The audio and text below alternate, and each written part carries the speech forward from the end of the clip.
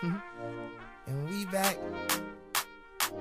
And we back. And we back. And we back. And we back. And we back.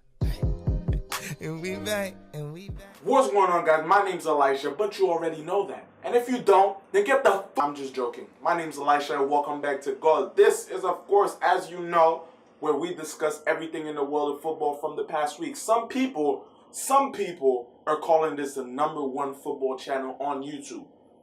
And by some people, I mean me. But it's okay. You'll believe it one day too. Anyways, we're back to club football this week after a week of international football. We're all back with our clubs. The drama, all that craziness is back.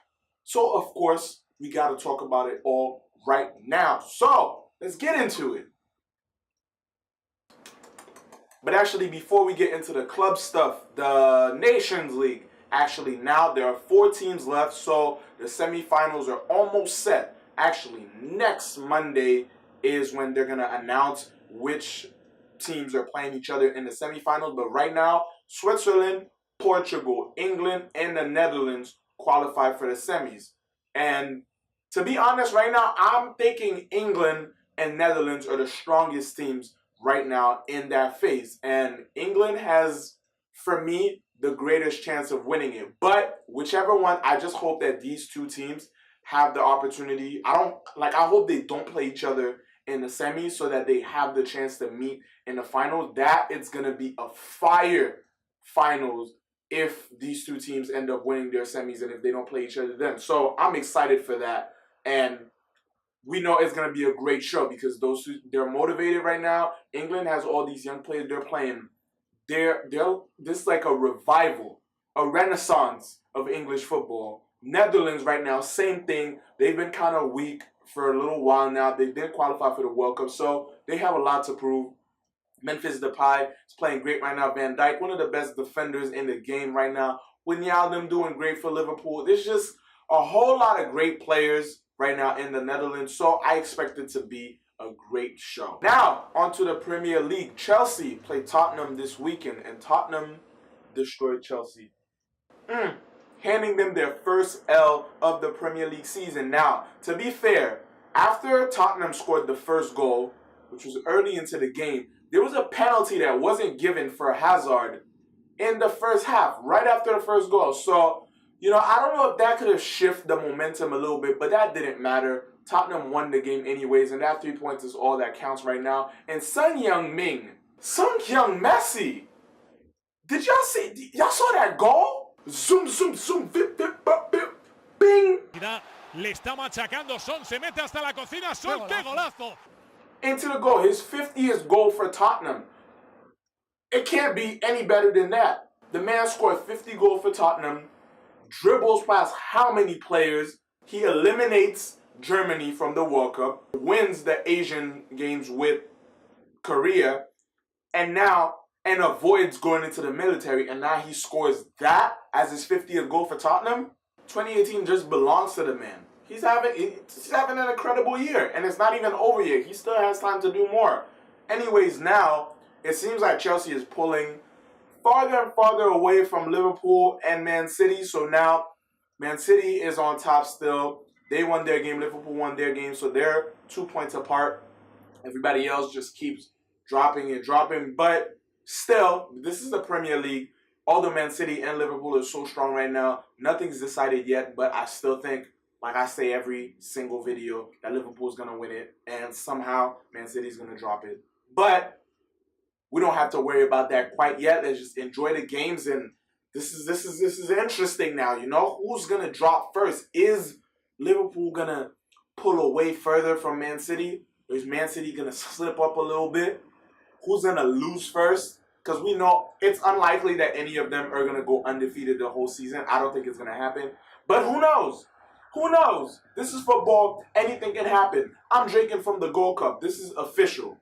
I painted this myself. So you got the World Cup. I don't know if you can see the World Cup trophy. You feel me? Goalkeeper gloves. World Cup ball. I tried. Goal in the back. And the Haiti flag. Sheesh! Now let's move on to La Liga. Barca played Atletico and they drew 1-1 this weekend. One goal from Dembele, which actually saved Barcelona. Now, I'm not mad at the result. 1-1. Real lost 3-0. Real lost 3-0 to Eibar. 3-0. Now, Real fans, let's fire the coach. Let's fire the coach, and all of a sudden, all our problems are going to go away. Oh, no. No, that's not how it happens. There's 11 guys playing on your team. Plus, you got a bench. But no, one man, the coach, all of a sudden he has to be fired, and that's his fault. No. Eibar gave you that three-piece McChicken. Big pop, pop, pop. No, actually, it was big pop, pop. Yeah, 3. Anyways, y'all lost. Okay, but let's get back to the Barca Atletico. I wasn't mad at the result, 1-1. Atletico's defense was on point. Barca attacked a lot during that whole game. But, of course, Atletico always had that strong defense. Godin, solid in the back. Oblak, arguably the best goalkeeper in the world. I still think it's Ter Stegen. Anyways, Dembele ended up saving Barca. And Dembele has been hanging on the thread with Barca. Like, there's been some problems. At the beginning, it was, him eating junk food, allegedly. And he wasn't really eating healthy. And, as an athlete, you have to take care of yourself all throughout. But I can't 100% confirm that. Anyways, recently, there was a lot. He was on a bench for one of the games because he came late. And there's been a lot of speculations and news coming out saying that they're warning him and that giving him ultimatums that they might sell him if he doesn't change his behavior. But now he came in, which shows you this guy's a star. He's good. Barcelona buys you at such a young age, then you must be good. So he needs to just stop playing around, show up on time, do what he got to do, because he can play and he can really take Barca far. So, Dembele, if you're watching this, take it seriously. All right? Because we want you to stay, we want you to keep playing. Oui. Okay, je parle français. And speaking of français, in the Ligue 1, Dani Alves actually was back for PSG this weekend. He's been injured ever since right before the World Cup, actually. But now he's officially back to playing again. And PSG won their game against Toulouse 1-0. Also, Monaco won 1-0. Their first win for Thierry Henry as manager. Started off a little rocky, but he got that W now. Hopefully, this is the first of many, and he can continue winning games with them. Because, I like Thierry Henry. I want to see him actually do well. So hopefully, this is the first of many wins for the season for Monaco. And taking it all the way right back here in the U.S., the MLS semifinals is underway. And right now, Atlanta United is playing, when I say right now, literally as I'm filming this, it's halftime. Atlanta United is playing against NYCFC, New York Red Bulls, and it's 1-0 right now. It's halftime, so by the time this video comes out, of course, the score are going to be out. The games are going to be done. So, for the Atlanta United and New York Red Bulls games, I'm going to put the score right here. All right, so you know what happens. I know what happens. Here's the score. The other game between Portland and Kansas City is going to be in a few hours, actually, and I'm also going to put the results right now. All right, so that's the result. That's what's going to happen. This is the first leg of the semifinals, and the second leg, of course, we're waiting for that.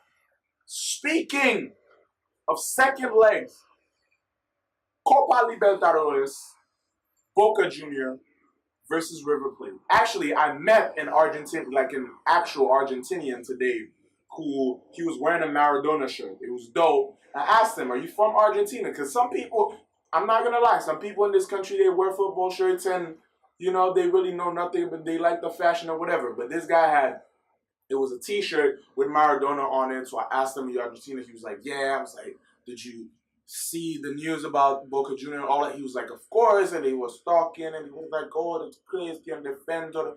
That was a bad Hispanic accent, but you get it. You were talking and, and at the time I didn't know that the game, if you don't know, I'm getting ahead of myself. Boca Junior River Plate was supposed to happen Saturday at 3 p.m. Eastern Time. And what happened is the River Plate fans attacked the Boca Juniors bus. Two of the players from Boca Junior got eye injuries, had to go to the hospitals. The others were shaken up, and to distract or disperse the crowd, the attackers, the police had to throw tear gas, and because of the broken windows and glass and all of that, it got to the players inside the bus, and the team talked. Tevez issued a statement after that, and it was a whole lot. So the game was delayed, but the game was still supposed to happen, but they ended up postponing it until today when I'm filming this Sunday. Again, same time, 3 p.m., but it was delayed again and now officially postponed until further notice. The CONMEBOL, which is South American organization of football, said that the match has been just for fair play, for not just fair play, but to be fair to both teams, the game just can't happen right now because nothing has really happened to River Plate's team. But it still sucks that they have to watch it, that their opponents are being attacked by their own fans, and the Boca Junior team, of course, like they're in no condition to play right now. But it's crazy. This final might actually not happen. We don't know what's gonna happen. They might ban the fans from even attending we don't know what's gonna happen. But right now, the safety of everybody is at stake. So until they can manage it, or if they can't manage it, then it just won't happen because no one should be getting hurt over a football game. We know how intense it gets, but this is going a little too far. Chill out. How do you say chill out in Spanish? Anyways, now let's move on to some other football news. It seems that Modric, Mbappe, and Varane are going to be the three finalists for the Ballon d'Or. It hasn't officially been announced yet, but a bunch of different football media news outlets are saying that it's been leaked that the three-man shortlist is going to be Varane, Modric, and Mbappe. So, which, isn't a big far-fetched, but it's the first time in a decade that Messi and Ronaldo won't be in that three-man shortlist, which is incredible. Like this is the end of an era, and who knows if either of them will ever be on it again. This is crazy. After all those years of Messi, Ronaldo, they're not even in the conversation for the Ballon d'Or, which they made theirs 5 each over the last 10 years. It's crazy. But December 3rd is when the official Ballon d'Or winner will be announced. Modric got the UEFA Player of the Year. He got FIFA's Men's Player of the Year award, Best Player of the World Cup. He's having an incredible year. If he gets the Ballon d'Or, who can talk to him? The man can retire literally right now. And you can't tell him anything. 4 of the most important individual awards in football, and he would win all of them all at once? What? Come on. And other news, after Netherlands game the other day in the Nations League, Van Dijk was seen consoling a referee who was tearing up after the final whistle, and he went over to him, talked to him, and see what caused all this emotion. It turns out the referee's mother had recently just passed away. So my condolences go out to the referee. If somehow you watch this, stay strong. It's not easy to lose a parent, and special shout out to Van Dijk for actually caring and going over and talking to him. Referees are people too. We tend to not care as much about them, and they get so much flack, and you can't make any mistakes. They're humans too.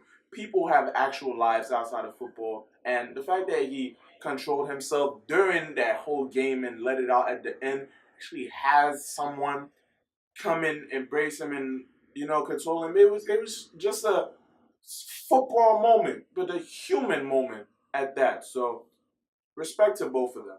And last but not least, Patrice Evra this week released a video. It was Thanksgiving. Happy late Thanksgiving, guys.